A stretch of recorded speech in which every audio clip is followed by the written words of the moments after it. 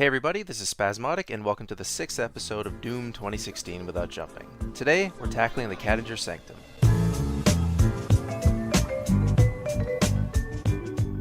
So at last, we've properly landed in Hell, which is very appropriate considering what's in store on this level.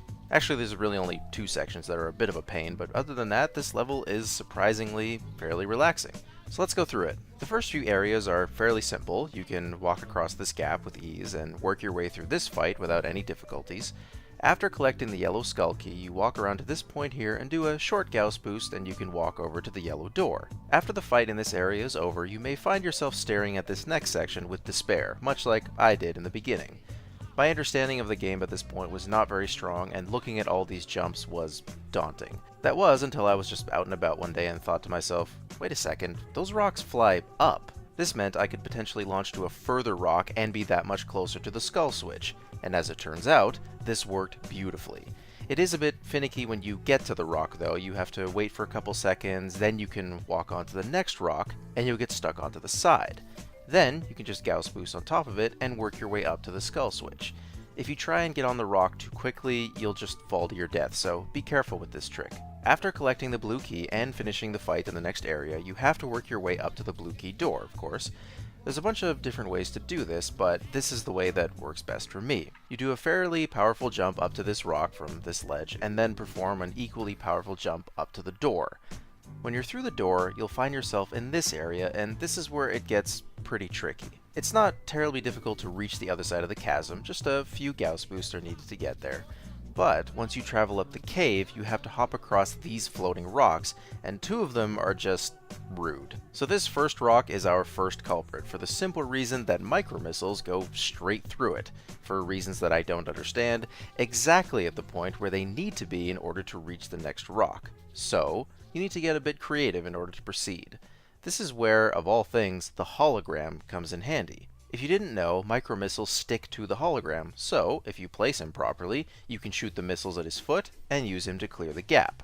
This is undoubtedly cool, but the issue is that now you have to reach the final rock, and the jump needed is fairly intense. Thankfully, you can attach missiles to the rock at a convenient spot, but the jump has to be perfect in order to reach the next platform.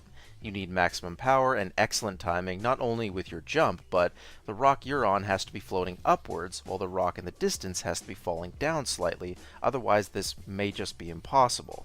If you're eager to try this out yourself, you should be prepared to try this a few times before getting it, but it is possible, as you can see. Then it's just a quick Gauss boost over to the skull switch, and you can proceed to the next area. The level cools off for a bit after this, thankfully, so you can take a break and enjoy a somewhat leisurely stroll right up until you reach this area, which is terrible and annoying. I say that because in previous episodes I was trying to be as accurate as possible when it came to exactly how much power was necessary in order to conquer certain obstacles. The UAC is a perfect example of this. However, this section is kind of where that goes out the window because I fell so many times in this area I decided to almost overkill every single platform just to get through it without losing more of my hair. So that's all that's really happening here, just a series of missile and Gauss boosts from platform to platform until I finally reach the other side and can enjoy ground again. This also marks the point in the mission where you can start to relax a little because the obstacles ahead are not overly taxing. For instance, the next obstacle is very satisfying. There's a nice sloped wall that you can run at and Gauss boost, and you can easily grab the ledge above. There's a series of moderately short walls after that to scale, none of which are particularly difficult.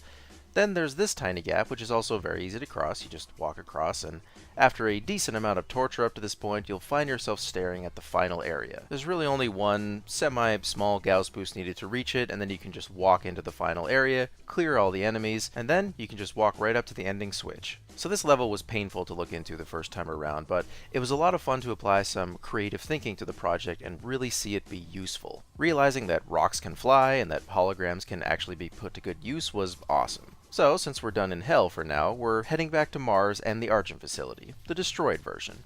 I hope you enjoyed Kadingir Sanctum Without Jumping. Thank you for watching, and I'll see you in the next episode. Spaz out.